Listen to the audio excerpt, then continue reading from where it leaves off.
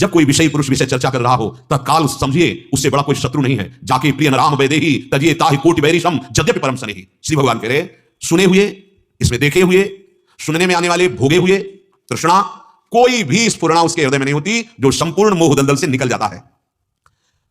कल चर्चा हुई थी कि मोह दलदल क्या है। शरीर में अहमता ममता, मैं पुरुष अहमता, और इससे बड़ा प्यार ये ममता, पहले मोह का लक्षण देहाभिमान। दूसरा, इस शरीर से जिससे संबंध बना लिया है, जितने भी संबंध हैं सब में हमारी ममता है, इसी को मोह कहते हैं। अब शरीर में मैं और मेरा होने के कारण अनुकूल पदार्थ, अनुकूल वस्तु, अनुकूल व्यक्ति, घटना बहुत अच्छा लगता है, और जब प्रतिकूल पदार्थ, प्रतिकूल वस्तु, प्रतिकूल व्यक्ति, प्रतिकूल घटना, परिस्थिति, बहुत शोक होता है। इसी को द्वंद्व कहते हैं। अपने परिवार में प्रियता, दूसरे परिवार में बिल्कुल प्रियता नहीं। अपना बच्चा प्राण प्यारा लग रहा है, लेकिन अपने बच्चे के पालन के लिए दूसरे बच्चे की हिंसा करने में भी कोई भय नहीं लगेगा।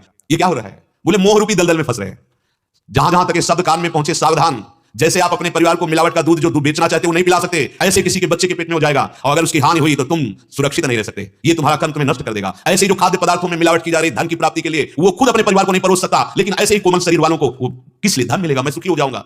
भूल मत करो। तुम्हारी मां बहन की तरफ कोई गंदी दृष्टि से देखे तुम्हें बर्दाश्त नहीं होगा, लेकिन तुम दूसरों की तरफ देखते हो तो भले कोई दंड देना दे, वो ईश्वर जो देख रहा है वो तुम्हें जलाएगा, तुम्हारे अंदर की शांति भंग हो जाएगी। आत्मना प्रतिकूलानि परेशान न समाचरित, शास्त्र आज्ञा करता है जो तुम्हें पसंद नहीं है, अच्छा नहीं है, वो दूसरे के साथ व्यवहार मत करो। धर्मयुक्त, धर्म को साक्षी करके देखो, क्या तुम्हारे साथ ऐसा हो तो तुम्हें पसंद आएगा? नहीं, तो ये व्यवहार कभी मत करो किसी के साथ। तो अंदर से भगवान बताते हैं, सबको बताते हैं, ये मत करो। एक बार तो झिझक होती है, फिर आप उसकी आज्ञा नहीं पालन करते तो धर्म में उतर जाते हैं। ये मोह दलदल है।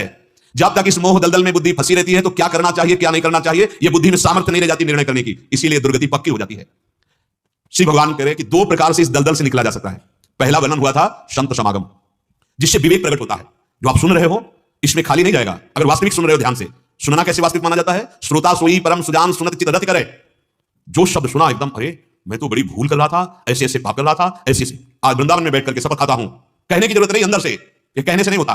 और देखो शपथ कसम वो चीज होती है, प्राण भले छूट जाए कसम मत छोड़ना, जल्दी खाना नहीं, सोच विचार कर कसम खाना, और कसम की रक्षा के लिए प्राणों का चाहे भले विसर्जन हो जाए पर नहीं।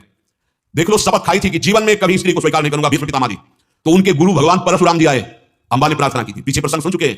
उन्होंने कहा मेरी आज्ञा का पालन करो और अंबा को स्वीकार करो क्योंकि तुम अपहरण करके लाए हो। तो उनका मैंने सभा में घोषित किया था कि मैं हस्तिनापुर नरेश के लिए इन तीनों कुमारियों का अपहरण कर रहा हूं, इसमें सामर्थ्य हमसे युद्ध करे। सभा में हमने घोषणा की थी कि हस्तिनापुर नरेश के लिए हम लाए। गुरुदेव आपके चरणों में प्रणाम, पर यह आज्ञा हम आपकी स्वीकार नहीं कर सकते क्योंकि हमने प्रतिज्ञा की, कसम खाई है।